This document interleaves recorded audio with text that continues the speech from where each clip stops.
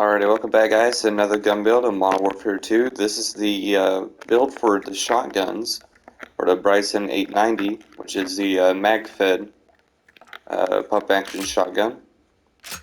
And what's really cool about this is this gun has one of the tightest hipfire spreads in the entire game. Makes it to where that it does technically still have a shotgun spread, even though it is incredibly small at this point.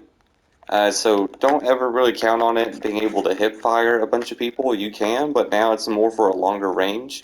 This is well outside, like 10 meters. So I want to say about like 20 or so.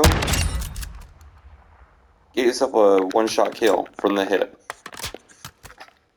At longer ranges, you can't really get that guy out there at the longer ranges, or the second damage range isn't really there, so I have to get up a little bit closer, but out here, 1 and 2 at that range. So you can still get yourself a 2-shot kill out of that range.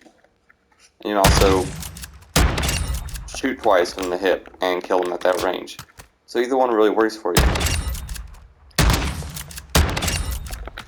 So practically, you don't really need to aim with the shotgun.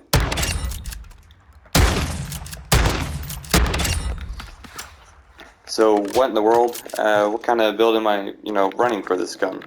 So for this, I'm going to be running more or less, let me see actually, when I put this on real quick.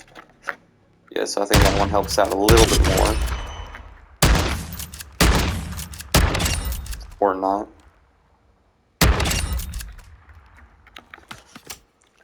But yeah, so I'm going to be running a certain type of laser sight. This is going to be the point G3P04. So it's going to give me hip fire control, hip fire accuracy, and sprint to fire speed, which is really good when you're shooting from the hip. Being able to sprint to fire from the hip or aim like that is a really good combination. And I am tuning the weapon to where you can actually get a large amount of difference when it comes to ranges with this, so it's actually very effective when it comes to shotguns for tuning certain attachments. But for this, I'm running the 21.5-inch Bryson Shredder.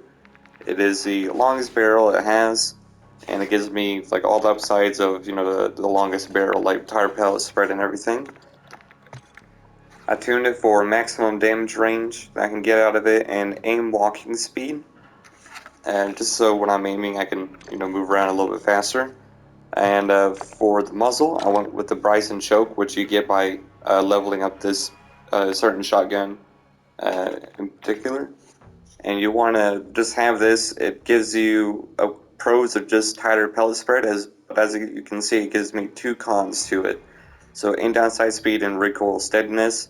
The more cons they add to the pros, or to counter the pros, the more of the percentage or focus on the pros they actually have for those attachments. So that means that it is way better than all the other actual chokes.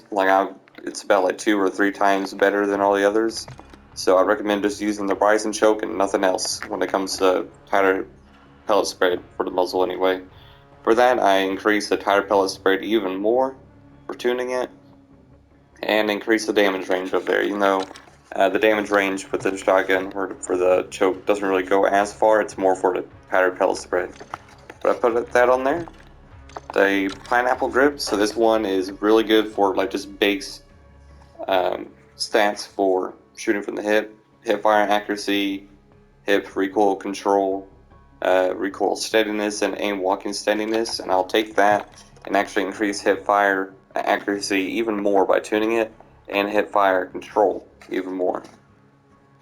You can, if you want to, increase the hip walking speed, so you're able to move a little bit more aggressively from the hip, but that makes it to where the spread is not as tight as it is there, so standing still will get it to where it is incredibly tight like that, but moving back and forth is also pretty solid. You can still get yourself a one-shot kill from this range, so it's not too bad at all. It's a bit overkill, really, so you could run that one if you want to. And then at the very end, I have the Demo X50 Tactical Pump, so I'm able to have a little bit of a faster fire rate with this. It doesn't really help a whole lot, but it does shave off, that fraction of a second that you could be shot at and killed. But for this, I increased the sprint to fire speed because, again, we're shooting from the hip mostly, so sprint to fire speed is very important, and the crouch movement speed is also increased. So we're able to crouch and move a little bit faster wherever we go here. So, I mean, we move at a pretty decent pace. If you have double time, you might go a little bit faster as well. So you can be zooming while you're crouched. It's not too bad at all. So again, you can run it like this. Kill anyone that you would want to. If you want to, you can take off the guard and add something like Dragon Breath rounds or something. I'd increase the bullet velocity and damage range, so it actually is not too bad of a choice. Even from this range, you'll still get yourself a one-shot kill with Dragon Breath rounds. As you guys know, these rounds do get rid of your damage range potential by a ton. As you can see, I'm no longer even able to shoot that target anymore. But it does make it to where that you have that extra lethality that's probably not really necessary, but now you have a pump action flamethrower, more or less, so it is pretty dang cool, and it's just a wall of fire that you send towards people, and they're not really going to survive it. They either take on the blunt of the force hit, or that's about it, really. Like, it's not even that good for them to live anyway. And shooting from the hip, though, while you're moving, that's going to be a bit of a different story. Now, you can move faster. I mean, like, it still has a solid range, as you can see. That's not too bad at all. About 10 meters is more than enough for the shotgun if it's shooting from the hip. I mean, that's insane. There we go. Let me know what you guys think about this down in the comments. Personally, I think it's one of the most broken builds that you could possibly get for the shotgun. I think you can also run this with the tube-fed version, which is the Bryson 800 instead of the Bryson 890. So yeah, so this one right up here, so you can use all the same attachments since they are in the same platform. The only difference is that one has a magazine that you can switch out and the other one doesn't. It's all tube fed, so you'd have to actually change the barrel in order to get a larger magazine for that.